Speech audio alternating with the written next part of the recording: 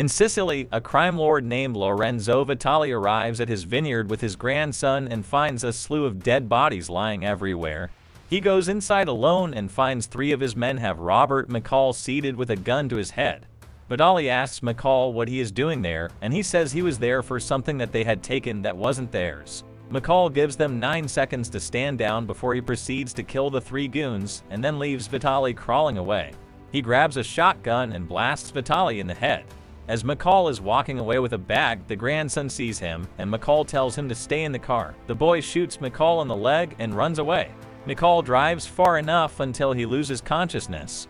He is found by an officer, Gio Bonucci, who takes him to the local doctor in his town, Enzo Aricio. Enzo tells Gio to say that McCall fell in case anybody asks. McCall wakes up after a few days and learns he is in the town of Alto Monte. He befriends Enzo, who finds a place for him to stay, and he also becomes friendly with Gio and his daughter Gabby. McCall starts going by the local cafe and also befriends one of the employees, Amina. After Enzo asks him if he is a good or bad man, McCall says he is not sure. He is haunted by images of his late friend Susan Plummer, and he remembers how he killed the men at the vineyard one by one. McCall later contacts the DIA and speaks to Emma Collins. He tips her off about what he found at the vineyard in Sicily and suggests she investigate. Collins goes with her partner Frank Conroy and a team where they find 11 million euros along with a huge stash of narcotics. She later locates McCall in Alto Monte and starts communicating with him over what they found at the vineyard. In the market in Alto Monte, a thug named Marco Quaranta is antagonizing a fish vendor named Angelo over not giving him what he wants, then demands that he have it the next time he shows up. Marco and his brother Vincent run the Camorra, a mafia group that terrorizes Alto Monte. Marco visits Vincent as he is meeting with a couple that refuses to sign over their building so that Vincent may run a hotel.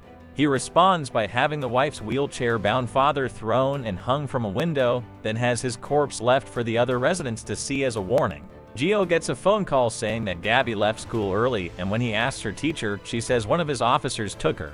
Gio runs home and finds Gabby and his wife Chiara being held captive by Marco and his goons, before they proceed to threaten Gio so he can stay out of their business. At night, McCall sees people running when they hear a bell ringing. Angelo's shop has been set on fire, and he and his wife can only be held back as they watch the shop go up in flames. McCall notices Marco and his goons sitting back watching things, and he knows who to go after. Collins sees a news report of a terrorist attack in Rome believed to be done by Syrian terrorists.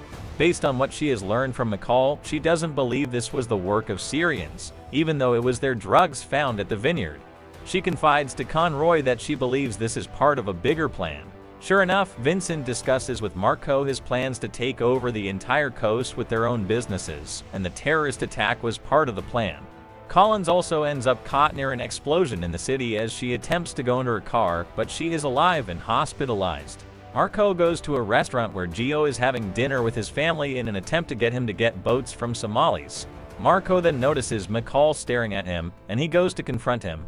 McCall lets him know clearly what will happen if he does not stop his threats against the family, so he grabs Marco's wrist and compresses a nerve in his hand that causes him pain until he gets his goons out of the restaurant. Outside, Marco plans to retaliate, but one of his goons gets run over by a van as the driver has already been killed by McCall.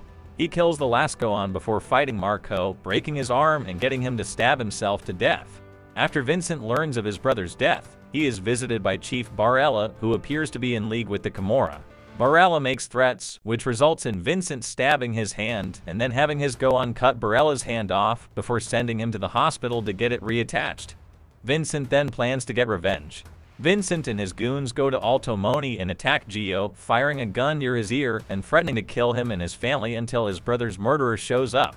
McCall comes out and tells Vincent to take him and to leave everyone else alone. Before Vincent can kill McCall, Enzo fires a rifle of his own. The residents then get their phones out and record the villains, forcing them to flee before police arrive. Vincent returns to his compound and begins to make plans to attack Alto Monte the next day. Unfortunately for them, McCall has found them first and begins to pick them off. Vincent wakes up when one of his goons' blood drips on him from the ceiling before the body crashes through the glass. Vincent tries to run away but ends up knocked out by McCall. When he wakes up, he finds that McCall has given him a lethal dose of the drugs found at the vineyard, giving him a few minutes before his heart gives out.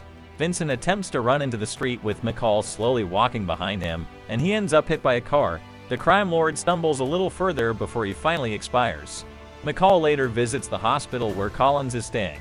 He admits to her that the real reason he came to Sicily was to retrieve pension money from someone he knew that had it stolen by the criminals. He leaves her with a bag full of money. Collins goes to Boston where the man McCall was talking about lives. He and his wife are emotional and grateful to find that their money has been recovered. When she goes back to work, Collins receives a little black book from McCall on all his personal gatherings, with a note saying your mother would be so proud of you. Collins then looks at a photograph on her desk, revealing she is Susan's daughter. McCall stays in Alto Moni and joins them in celebrating the victory of their football team. The movie ends here. Thanks for watching.